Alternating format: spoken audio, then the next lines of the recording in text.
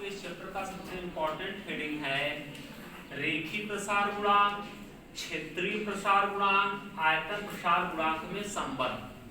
तो हम मान लेते हैं एक वर्गाकार पटल है जिसका प्रारंभिक लंबाई 1 सेंटीमीटर है और उसका रेखीय प्रसार गुणांक अल्फा है।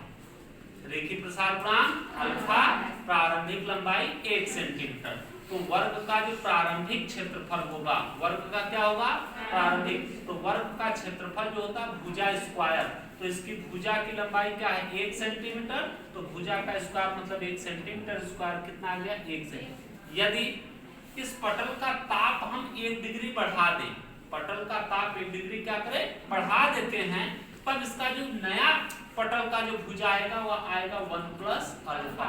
क्या आएगा 1 प्लस अल्फा, मतलब पहले जो 1 सेंटीमीटर था अब वह बढ़ के कितना हो गया 1 प्लस अल्फा।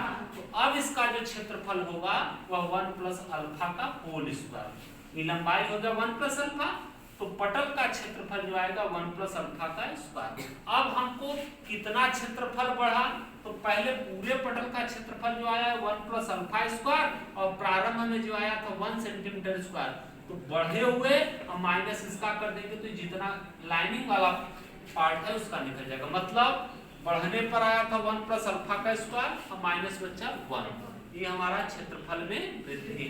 तो a प्लस बी का whole square, a square plus b square plus 2ab minus 1, 1 से 1 कट जाएगा, अल्फा स्क्वायर प्लस 2। अल्फा बहुत छोटा है, जैसे 0.1 बहुत छोटा है, जब 0.1 का गुणा 0.1 में करेंगे तो 0.01 होगा, मतलब और भी छोटा हो जाएगा।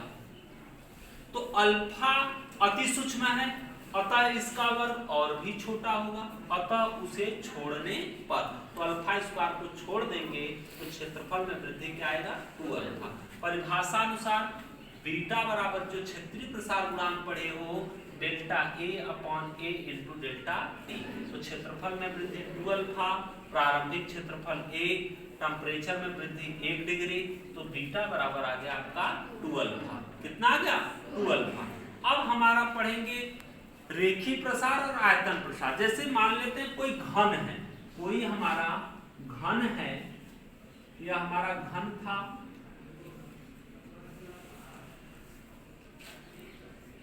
इस घन की भुजा जो थी 1 सेंटीमीटर थी, कितनी थी 1 सेंटीमीटर, तो घन का आयतन जो होगा वह भुजा का क्यूब मतलब 1 सेंटीमीटर क्यूब होगा।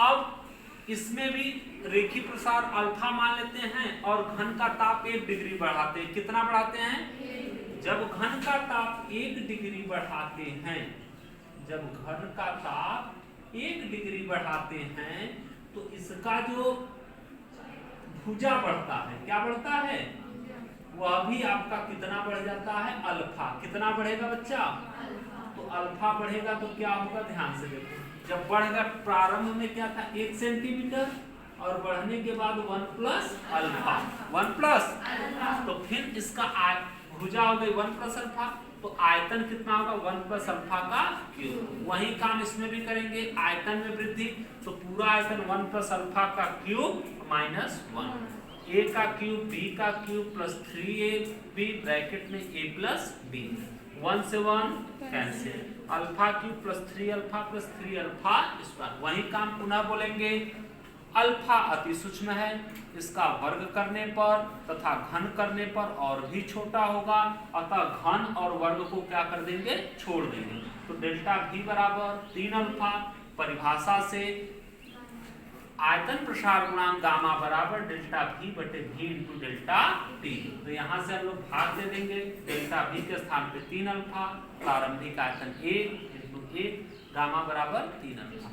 तो जब तीनों का रेशियो लेंगे, अल्फा संबंधे बीटा संबंधे गामा, तो 1 संबंधे 2 संबंधे 1। अरे जैसे अल्फा कुछ नहीं तो गुणांक 1, बीटा बराबर क्या आया 2 अल्फा और गामा बराबर क्या आया 3 अल्फा। अल्फा अल्फा सब में कॉमन है, जब रेशियो लेंगे, जब क्या लेंगे अल्फा बीटा गामा, 1 संबंधे 2 संबंधे 3 मिलता है। कोई दिक्कत